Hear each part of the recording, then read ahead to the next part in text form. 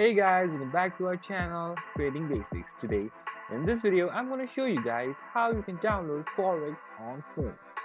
So this is my Apple version, so I'm going to show you guys how you can download forex.com in your iOS system. So just go to your app store and just search for Forex like this, and then to this first link, or let's say the first one, just go select get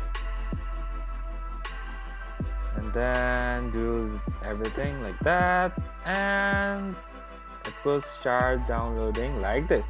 So that's pretty much, guys, that's how you download Forex on your phone. I hope this video is helpful for you guys. So thank you for watching our video, guys. If you like our video, please leave a like and do not forget to subscribe our channel, and also hit the bell icon so you never miss an update from us. If you have any queries, just comment down below, guys. I'll see you guys again in our next video. Till then, stay safe, guys. Thank you for watching.